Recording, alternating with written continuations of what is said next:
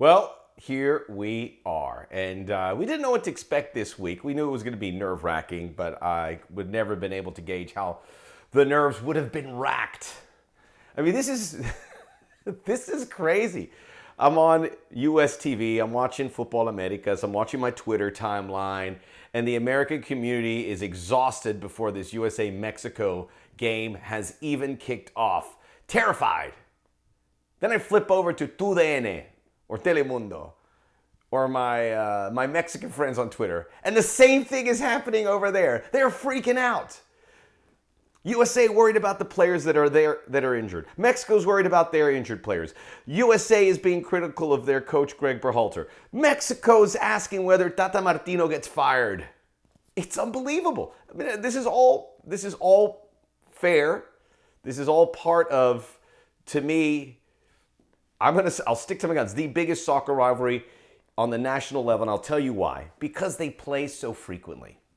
And I saw some lists out there about the best rivalries. Historically, you go with Germany, Netherlands, or Germany, England, or England, Scotland. Obviously, Brazil, Argentina. But the games, and I've talked about this in past videos, they don't play frequently enough for you to have a proper sample size to go look at which games mattered. And obviously, a lot of that's manufactured. When we look at the Gold Cup final, Canada could change this. Canada could really change the stature of this rivalry because they've become a third powerhouse here, right? But they haven't yet until this year. They're going to reach Gold Cup finals. They're going to reach Nations League finals. They're going to win Gold Cups.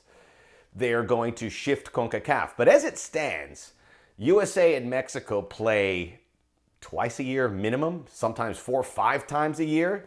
If you look at what's been going on since this World Cup cycle, right before the World Cup cycle began, and you had the Nations League final, and then you had the Gold Cup, and then the November qualifier, and now the March qualifier. That's a lot. So we're going to break this all down, and we'll talk about the actual game, but I want to set it up with some of the history, because the history itself is the recent history. And this is a nouveau rivalry. It can't compete with these matchups that have been playing since the turn of the 20th century, right? But since the 60s, since the 70s, and certainly since the 90s, this thing has illuminated to be just bigger than life, to the point where you're physically sickened at the prospects of this game. Everyone is terrified. And again, rightfully so. I'm terrified. But the Mexican public's terrified. The Mexican media is terrified. And here we are. Put it all into the pot. And obviously enjoy it, because this game will never be like this after this. Neither USA, Mexico, nor Canada have to qualify for the 2026 World Cup. By the 2030 World Cup, we might have 128 teams. We are going to have 48 teams in Qatar. I mean, in the 2026 World Cup, and it will probably remain there 2030. And USA, Mexico will probably be split into separate qualifying groups. They'll both make it safely. So in the words of Martin Tyler, you'll never see this again. Drink it all in. If you can, without vomiting it right back out, because that's what we're dealing with. We'll also talk about the importance of this particular fixture. And that's been the number one talking point. How much should the U.S. invest in it? Should they go for it? Should they save their key players that are carrying yellow cards, etc., for the critical Panama game? And really, if they win against Panama, they are going to qualify. They are. If they beat Panama, the U.S. is going to make it. The U.S. are going to make it. But you still, and because talking about this. So, USA is looking for a 4th straight win over Mexico. And listening to the Mexican press, that's a fireable offense for Tata Martino. And it probably should be. And if you look at what happened ahead of the 2014 World Cup, where Mexico went through 3-4 managers, with De La Torre, and it eventually became Miguel Herrera, that was the right move. To make a change even at odd times, at critical junctures, because Mexico eventually made the World Cup. Mexico made the round of 16. Mexico should have made the quarterfinals. If Mexico made the quarterfinals, they should have made the semifinals. I mean, very thin margins, but Mexico did the right thing by changing their coaches based on how it ended for them in the 2014 cycle. So if Mexico loses this, there's a chance, I think. I doubt it, but there's a chance. Let's face it, Tata Martino was always going to be judged on how he coaches at a World Cup. And if he loses to Mexico, if he loses to the United States at the Azteca, Mexico's still getting in. They have a very favorable draw. They go at Honduras. Honduras has waved the white flag. They're going to win at San Pedro Sula. And then they have El Salvador at home. Did I get that right? Yes, and they'll make it. They'll get 4 points, at least 4. And I said if Mexico and the U.S. are tied on points, if USA gets 3 and that's good enough, 4 points for Mexico is good enough. Am I wrong? So, and Greg Berhalter is being judged for what he's doing in qualifying by, look, everyone's chiming in, and that's fine. And my guy Hercules had a tweet. He goes, everyone should have a say about that. Look, we've done this, and a lot of people, you have to earn to have a critical say. You really do. And some people are working on that. But if you're just saying it willy-nilly and you get in a timeline, that is counterproductive. If you repeat talking points, why are you even talking? You've got to come in with some good stuff. I'm not seeing enough of that. So, look, if Greg Berhalter doesn't make this World Cup, slings, arrows, cannons, all pointed at him. But he gets these 3 games, and he has done as good as Mexico. So we're looking forward to this game in particular and giving you the important stuff, at least in my observation, which is not always the most important stuff. But again, the craziness ahead of this game is being felt. And look, it's wearing me out. I know it's wearing everyone out. We're all nervous, hypertension, so hypersensitive, not hypertension. And there we go. Now, can we look at this 4 wins in a row for Mexico? The USA has Mexico's number. What's different about this game? Well, it's not at home. The first 3 games were at the Nations League in Denver, Gold Cup at, where was the Gold Cup? Oh, Las Vegas. I should have remembered. I was there. That was a long night. Walking from Allegiant Field to the Mandalay Bay, having a couple cold ones with some of my closest friends from both sides of the border. And then the final game was in Cincinnati. And that was 2-0. That was very convincing in a World Cup qualifier. This one's at the Azteca. That changes a lot of things, right? Does it? Well, Mexico, in the last 2 World Cup qualifiers against the United States at the Azteca, did not win. And let's remember, 5 years ago, that wasn't a very good United States team. That was viewed as a pretty good Mexico team. But the Mexico team that beat the USA in Columbus. But the US got a result there. 2013, they got a scoreless result at the Azteca. So you have to go back to 2009 for the last time Mexico beat the US in Mexico. It's a very deceptive stat because so many games are played in the United States, which doesn't help the Mexican cause. But that is the truth, and that's 2 big results. 2 results against U.S. teams. Certainly the 2014 team for U.S. was good, but the 2017 team was not. Didn't make the World Cup. And those 2 Mexico teams, this is not as good of a Mexico team in 2022 as the previous 2.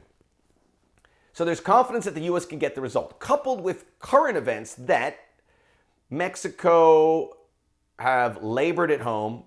And let's look at their results. So Canada got a point there. Costa Rica got a point there.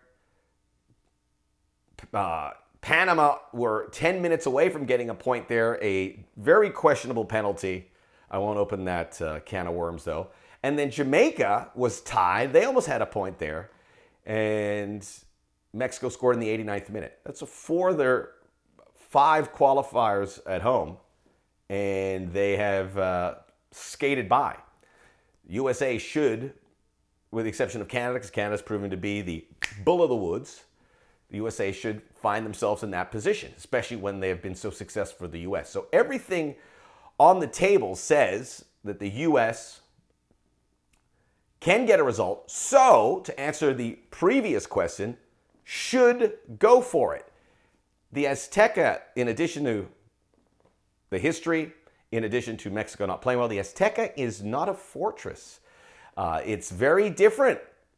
Last two games, they played in front of 2,000 fans. This is going to be half full, so the fans aren't going to really play a part. And that's very psychological for the U.S. because everything we've heard, there's a lot of great videos about how loud it is. Don't have to deal with it. The Mexican fan base is also in a bit of a malaise. So that will certainly help. And by the way, I should have said this earlier, this is the Soccer OG. Check out the Soccer OG podcast. I have two great ones. One with Kellen Acosta, U.S. men's national team player. It's up now. I have one with Sebastian Salazar coming up. It'll be published here very shortly. And we talk about everything about the mystique of Azteca. And he will say that it isn't what it used to be. So the U.S. has to approach this as a place they can get a result. If they get a point here, their job is made abundantly easier. If they get a win here, their job is done. Their job is done because they force Mexico behind the eight ball, even though I still say Mexico, win, lose, or draw, are going to qualify because of their last two games. We continue to go through the data. So, in my estimation, put your best team if you're the United States. And despite the injuries, and look, I was listening to TUDN, and it was funny because they're going, we don't have Andres Guardado. We don't have, who don't they have? We don't have Funes Mori. We don't have Cata Dominguez. We don't have Osvaldo Rodriguez, all injured. Orbelín Pineda not called in. What are we going to do? And I'm like, are you kidding? It still helps the U.S. cause, but the U.S. obviously without Weston McKennie and Serginho Dest, those are just two massive names. Two massive names. And then you go Matt Turner, which foggies the goalkeeping situation, no doubt. And Chris Richards, who, that one really bums me out because he did so much to get in this position, right? And he has played some big minutes against Mexico here. There's no disguising the U.S. Oh, Brendan Aronson now, the latest. That is almost unprecedented anywhere in the world to have that many key players out. But Greg Berhalter said it, next man has to come up. And the U.S. has vetted enough guys, despite what many of you are saying out there, and I see you were saying that more people should be brought in, and they did that. And that's why you had Chris Richards and Gianluca Busio and Luca Della Torre and Jesus Ferreira. All these guys get games ahead of this so that you are protected in some way, shape, or form. A lot of the new guys aren't going to really feature, so I think the U.S. has to lean into what worked with them, even though you can't look at what happened in those previous games and say that, like they always say, it's hard to beat a team twice, it's certainly hard to beat a team 3 times in a row, and it's unprecedented to beat them 4 times. But it's very possible for the United States. But what you got to do is find out what has worked for your squad prior to this. And it's clear that Greg Berhalter has looked at that when he picked this team. That's why he brought in guys like James Sands and DeAndre Yedlin and Christian Roldan. I mean, guys that you can plug away. So I think this is a good foundation to start. And I flashed my starting 11, and I think I went with Zach Steffen, and I'm going to stick with that. But he was there for that qualifier, right?